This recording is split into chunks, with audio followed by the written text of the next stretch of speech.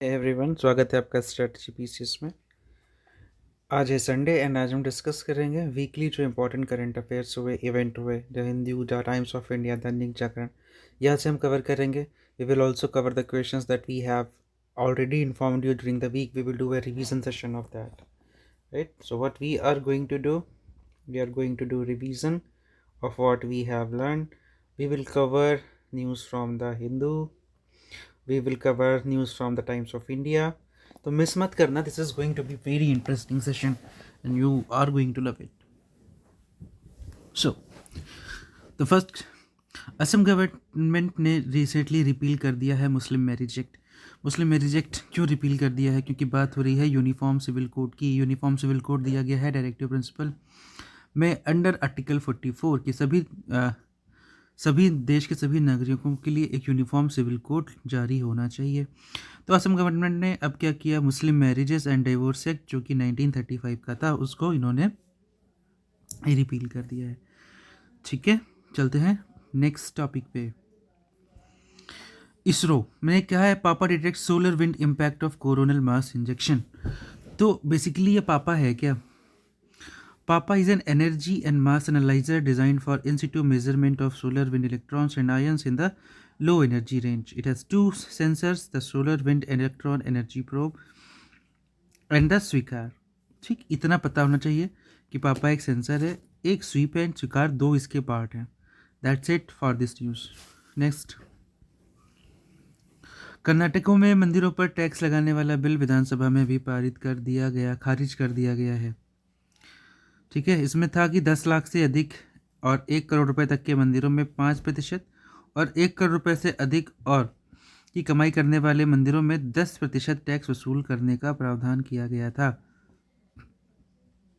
ये तो गलत बात है ना, मंदिरों से टैक्स लेते रहो और बाकी रिलीजन से आप टैक्स मत लो.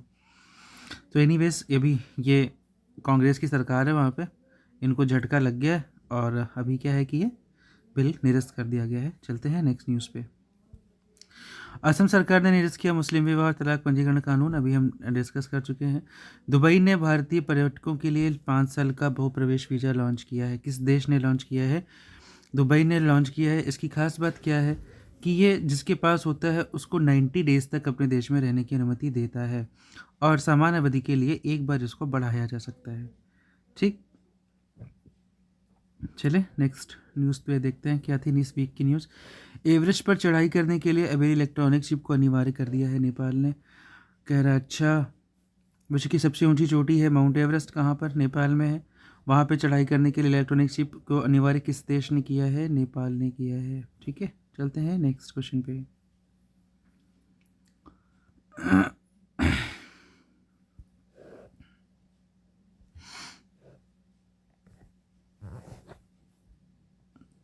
वेट.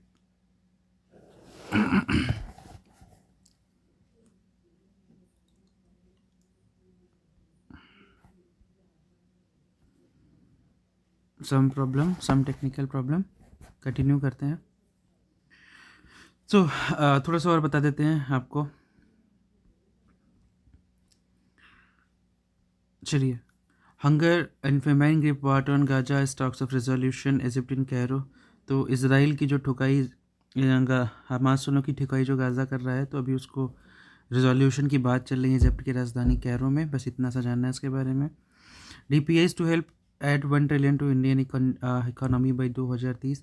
जो डिजिटल पब्लिक इंफ्रास्ट्रक्चर्स हैं वो इंडिया की ग्रोथ को 1 ट्रिलियन ऐड करेंगे 2030 तक. अभी इंडिया जो है एक ओपन करेगा डिप्लोमेटिक मिशन अल्बानिया की कैपिटल. अल्बानिया की कैपिटल क्या है? Tirana. So this should be important, ये न्यूज़ में आ सकता है कि भैया तेहराना न्यूज़ में था, अल्बानिया की कैपिटल यहाँ पे थे. अभी इनके फॉरेन मिनिस्टर इगली हसानी हमारे यहाँ आए थे. ठीक है, चलते हैं नेक्स्ट पे. IIT कानपुर ने डेवलप किया है एक bone grafting material for surgery. इससे क्या होगा?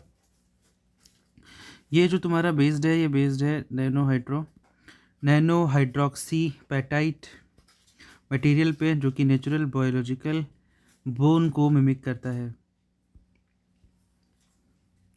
19,000 करोड़ रुपए की डील हुई है ब्रह्मोस मिसाइल के लिए, 200 मिसाइल लेंगे। ब्रह्मोस मिसाइल की रेंज अक्सर पूछी जाती है, तो ब्रह्मोस की रेंज कितनी है? रेंज है 290 किलोमीटर, अभी बढ़ाकर हो गई है 450 किलोमीटर, यानी पहले रेंज थी 290 किलोमीटर, आज की डेट में रेंज बढ़ाकर कर दी गई है 450 किलोमीटर ब्रह्मोस की। 200 ब्रह्मोस ले रहे हैं इंडियन नेवी के लिए 19,000 करोड़ की उस पर, ठीक।